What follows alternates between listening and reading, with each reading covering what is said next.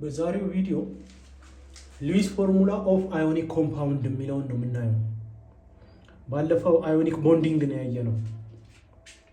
አሁን አዮኒክ ኮምፓውንድ እንዴት ፎርም እንደሚሆን ኤሌክትሮን ትራንስፈር ይሆናል። ኮምፕሊት ትራንስፈር ኦፍ ኤሌክትሮን አለ ብለን ነበር ባለፈው ቪዲዮአችን ላይ።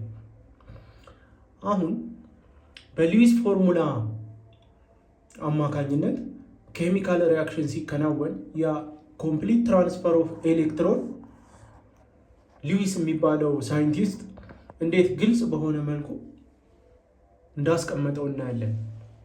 ሉዊስ ፎርሙላ ሪፈርስ ቱ ኤሌክትሮን ዶት ስትራክቸር። ዶት ስትራክቸር እቺ ዶት ስትራክቸር የምትለዋ ነች ዋና ነጥቧ፣ ኦር ሉዊስ ዶት ፎርሙላ እንለዋለን። the number of dots equals the number of valence electrons in the atom። አሁን ሉዊስ ምንድነው ያደረገው? ቫለንስ ኤሌክትሮኖቹን በዶት ተካቸውና ዶት ማለት ነጥብ እያደረገ በነጥብ እንዲገለጹ አደረገ። ሞር ክላሪፋይ ለማድረግ ነው ይሄን የተጠቀመው። አሁን ለምሳሌ ሶዲየም አተም ኤሌክትሮኒክ ኮንፊግሬሽኑ ኒየን 3s1 ነው። እቺ ማለት ቫለንስ ኤሌክትሮኗ ነች። 3s1 ቫለንስ ኤሌክትሮኗ ሶዲየም አንድ ኤሌክትሮን ነው ያለው። ያቺን አንድ ኤሌክትሮን ሉዊስ በአንድ ዶት ይገልጻታል። ሶዲየም ማለትና እዚህ ጋር አንድ ዶት አስቀመጠ። አሁን ሶዲየምን እኮ እዚህ ጋር ብናየው ሶዲየም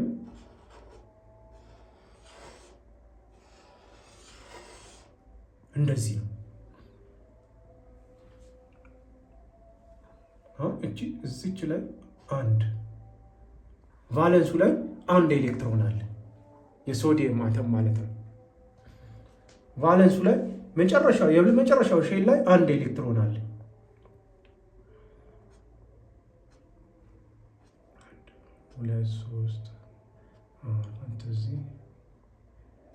ቫለንሱ ላይ አንድ ኤሌክትሮን አለ። እቺን ቫለንስ ላይ ያለችዋን አንድ ኤሌክትሮን በዶት መልኩ አስቀመጣት። አሁን ማግኔዥየምን ብናየው ማግኔዥየም ኒየን 3s2 ነው። ቫለንሱ ላይ ስንት ነው ያለው ተማሪዎች? ቫለንሱ ላይ ያለው ማግኔዥየምን ብናየው ማግኔዥየም እንደዚህ ነው፣ አቶሚክ ዲያግራሙ ማለት ነው። ቫለንሱ ላይ ሁለት ኤሌክትሮን አለ፣ ሁለት ኤሌክትሮን እዚህ ላይ ያለው እንዳለ ሆኖ ማለት ነው። ቫለንሱ ላይ ያለውን ኤሌክትሮን እዚህ ጋር ዶት በማድረግ ያስቀምጠዋል ሉዊስ። አልሙኒየምን ደግሞ ብናየው ኒየን 3s2 3p1 ቫለንሱ ላይ 3 ነው ያለው፣ 3 ኤሌክትሮን 1 2 3 አልሙኒየም ቫለንስ ሼሉ ላይ 3 አለው። አሁን ሉዊስ በዶት መልክ ቫለንስ ኤሌክትሮኑን ሲገልጽ በጣም ሞር ክላሪፋይ የሚሆነው ኬሚካል ሪያክሽኑ ላይ ነው። ኬሚካል ሪያክሽኑ አዮኒክ ኮምፓውንድ ፎርም ሲሆን አዮኒክ ኮምፓውንድ ፎርም በሚሆንበት ጊዜ ኮምፕሊት ትራንስፈር ኦፍ ኤሌክትሮን አለ። ያ ኮምፕሊት ትራንስፈር ኦፍ ኤሌክትሮን በሉዊስ ፎርሙላ ወይም በዶት ፎርሙላ በጣም ግልጽ በሆነ መልኩ ይታያል። እዚህ ጋር ፎርሜሽን ኦፍ ካታይን እና አናይን። አሁን አዮናይዝ ሲሆን ለምሳሌ ሶዲየም አዮናይዝ ሲሆን ይሄ ሶዲየም ኢለመንት ነው።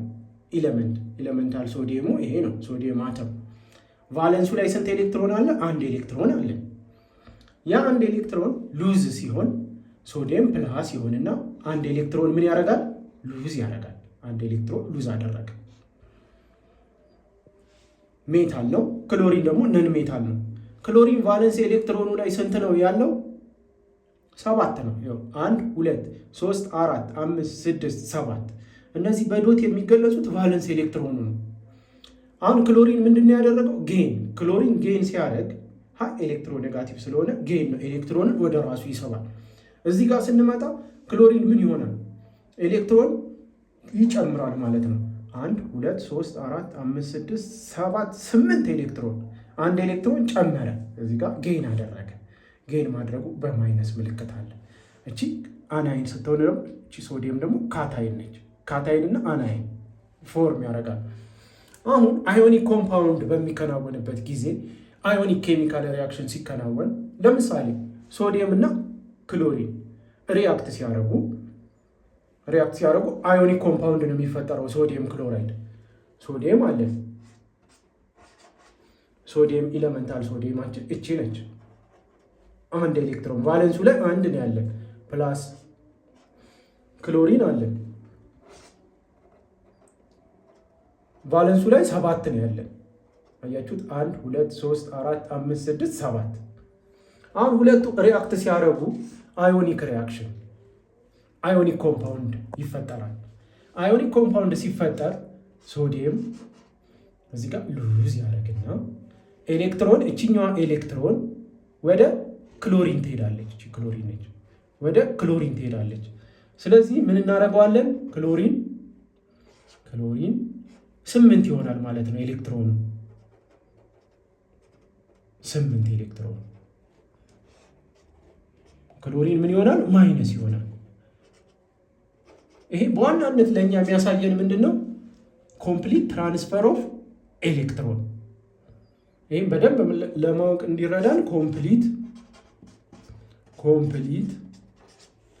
ትራንስፈር ኦፍ ኤሌክትሮን ከሶዲየም ወደ ክሎሪን ምን ሆኗል? ትራንስፈር ሆኗል። ስለዚህ አዮኒክ ኮምፓውንድ ሁሌ በሚከናወንበት ጊዜ ኤሌክትሮን ፉሊ ምን ይሆናል? ትራንስፈር ይሆናል። ሉዊስ ይሄንን ለመግለጽ በዶት ስትራክቸር ተጠቀመ። ያ ዶት ደግሞ ኤሌክትሮን በደንብ ትራንስፈር ሲያደርግ በደንብ በሚያሳይ መልኩ የቫለንስ ኤሌክትሮናቸውን በዶት መልክ እያስቀመጠ ያ ዶት በሚታይ መልኩ ይሄ ምንድነው? ሶዲየም ክሎራይድ ነው። ሶዲየም ክሎራይድ የምንለው ጨው ማለት ነው። ይሄ አዮኒክ ኮምፓውንድ ነው ማለት ነው። አዮኒክ ኮምፓውንድ ለየት የሚያደርገው ነገር ምንድነው? ዋናው ፖይንት ኮምፕሊት ትራንስፈር ኦፍ ኤሌክትሮን አለ። ኤሌመንቶች ሪአክት በሚያደርጉ ጊዜ ኤሌክትሮን ከሶዲየም ወደ ክሎሪን ሙሉ ለሙሉ ይሄዳል፣ ትራንስፈር ያደርጋል። ይሄ አንድ የአዮኒክ ኮምፓውንድ መለያ ፕሮፐርቲው ነው። ስለዚህ ሉዊስ ስትራክቸር ግልጽ እንዲሆን ዶት ፎርሙላ ይባላል ወይም ዶት ስትራክቸር ይባላል። ኤሌክትሮን እንዴት ትራንስፈር እንደሚሆን ነው የሚያሳየን።